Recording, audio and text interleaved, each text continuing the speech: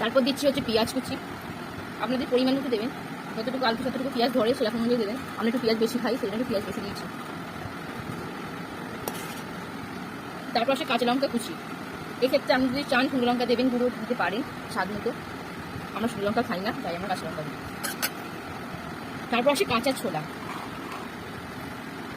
সেদ্ধ ছোলাও দেওয়া যায়, কিন্তু কাঁচা ছোলা বেশি টেস্টি লাগে, তো সেই ক্ষেত্রে কাঁচা ছোলাটাই আমি সাজেস্ট করবো।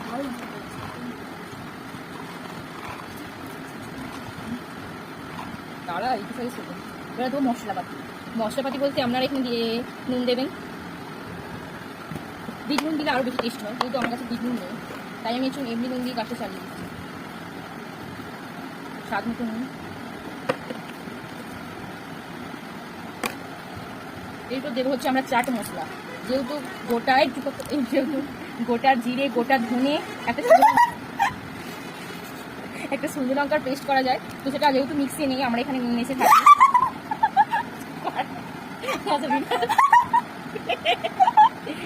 সরি, যেহেতু আমরা মেস থাকি, তো সেই ক্ষেত্রে আমরা এই চাট মশলাটি দেবো। এই ক্যামেরা কেটে দুলছে। এই যে আমার চাট মশলাটাও মনে ফুরিয়ে এসেছে।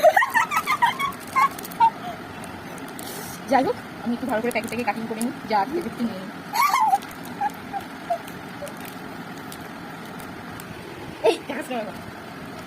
এই যে পরিমাণ মতো দিয়ে দিলাম চাট মশলা, ঠিক আছে। এবার দেবো হচ্ছে তেঁতুলের কিমা। তেঁতুলের কিমা এবার আমি সবগুলো একটু হালকা করে আঙুল দিয়ে মিক্স করে নেবো। না, সবাই হাতা দিয়ে করে, খুন্তি দিয়ে করে, খুন্তি দিয়ে মিক্স করে, রান্না করার সময় খুন্তি দিয়ে মিক্স করে না। আবার আরেকটা কথা, যেহেতু আমাদের তেঁতুলটা একটু লাল লাল, মানে হচ্ছে নতুন, পুরাতন তেঁতুল বলে দেখবেন কালো কালো হয়ে যায়, এটা হচ্ছে নতুন তেঁতুল, সেই জন্য একটু লাল লাল হয়ে আছে, সেই জন্য হয়তো কালারটা আসবে না, তবে টেস্ট করে দেখতে পারেন, জিনিসটা ভালো খেতে, কোনো ভেজাল নেই। কেমন বলছি হয়ে গেছে।